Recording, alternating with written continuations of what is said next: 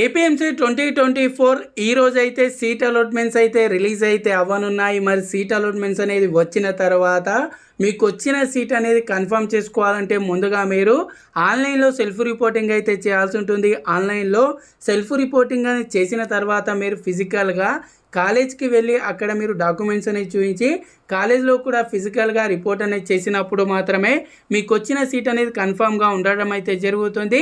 So మరి దానికి సంబంధించి డేట్స్ కనుక చూసుకున్నట్టయితే రేపటి నుండి అంటే 17th నుండి 22 వరకు అయితే డేట్స్ అయితే ఇవ్వడం జరిగింది. ఒకవేళ ఈ డేట్స్లోగా మీరు ఆ కాలేజ్కి వెళ్ళి మీరు ఆన్లైన్లో సెల్ఫ్ రిపోర్టింగ్ చేయకుండా కాలేజ్కి వెళ్ళి ఫిజికల్గా రిపోర్టింగ్ అనేది చేయకపోయినా సరే మీకు వచ్చిన సీట్ అయితే క్యాన్సిల్ అయితే అవుతుంది. మరి కాలేజ్కి వెళ్ళేటప్పుడు మీరు ఏమేమి సర్టిఫికేట్ తీసుకెళ్లాలనేది ఒకసారి ఈ వీడియోలో మీకు నేను క్లారిటీగా చెప్తాను. ముందుగా ప్రతి ఒక్కరు కూడా వీడియోని తప్పకుండా లైక్ చేయండి. ఛానల్ ఇంకా సబ్స్క్రైబ్ చేసుకున్నట్టయితే ఛానల్ని తప్పకుండా సబ్స్క్రైబ్ చేసుకోండి. సో ఫ్రెండ్స్, ముందుగా ఇప్పుడు నేను చెప్పే డాక్యుమెంట్స్ అన్ని కూడా మీరు ఒరిజినల్స్తో పాటు 3 సెట్స్ జిరాక్స్ అయితే తీసుకోండి. సో ఫస్ట్ వచ్చేసి సీట్ అలాట్మెంట్ ఆర్డర్. ఇప్పుడు మీరు సీట్ అలాట్మెంట్ ఏదైతే చెక్ చేసుకున్నారో దాన్ని మీరు ప్రింట్ అయితే తీసుకోవాలి. అదేవిధంగా నెక్స్ట్ వచ్చేసి జాయినింగ్ రిపోర్ట్ అనేది మనం ఆన్లైన్లో ఇప్పుడు ఎప్పుడైతే సెల్ఫ్ రిపోర్టింగ్ అయితే చేస్తామో అక్కడ మనకు జాయినింగ్ రిపోర్ట్ అయితే రావడం అయితే జరుగుతుంది.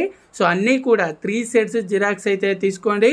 ఆ తర్వాత మీ ర్యాంక్ కార్డ్, అదేవిధంగా హాల్ టికెట్, అదేవిధంగా ఎస్ఎస్సి మార్క్స్ మెమో, ఇంటర్మీడియట్కి సంబంధించి మార్క్స్ మెమో, అదేవిధంగా ఇంటర్ టీసీ, అలాగే మీ ఆధార్ కార్డ్, దాంతోపాటు క్యాస్ట్ సర్టిఫికేట్, అదేవిధంగా ఇన్కమ్ సర్టిఫికేట్ లేకుండా ఎవరైనా సరే వైట్ రేషన్ కార్డుతో ఇంతకుముందు వాళ్ళు కౌన్సిలింగ్లో పాల్గొన్నట్టయితే రేషన్ కార్డ్, అదేవిధంగా ఎవరికైతే ఈడబ్ల్యూఎస్ అనేది అప్లికేబుల్గా ఉంటుందో ఈడబ్ల్యూఎస్ సర్టిఫికేట్, అలాగే ఎవరైనా సరే స్పెషల్ రిజర్వేషన్ కేటగిరీ స్టూడెంట్ ఉన్నట్టయితే వాటికి సంబంధించి డాక్యుమెంట్స్, దాంతోపాటు స్టడీ సర్టిఫికేట్ 6th క్లాస్ నుండి ఇంటర్మీడియట్ వరకు స్టడీ సర్టిఫికేట్, అదేవిధంగా స్టూడెంట్కి సంబంధించి పాస్పోర్ట్ సైజ్ ఫొటోస్ అనేది తీసుకెళ్ళాలి. దాంతోపాటు ఎవరైనా సరే ఇప్పుడు రెసిడెంట్ సర్టిఫికేట్ వేరే స్టేట్ స్టూడెంట్స్ ఉన్నట్టయితే అది, అదేవిధంగా లోకల్ స్టేటస్ సర్టిఫికేట్, ఇవన్నీ డాక్యుమెంట్స్ కూడా మీరు కాలేజ్కి వెళ్ళి జాయినింగ్ అయ్యేటప్పుడు రిపోర్టింగ్ చేసేటప్పుడు ఇవన్నీ కూడా మీరు తీసుకెళ్లాల్సి ఉంటుంది. 1కి 2 సార్లు ప్రతి ఒక్కటి కూడా చూసుకొని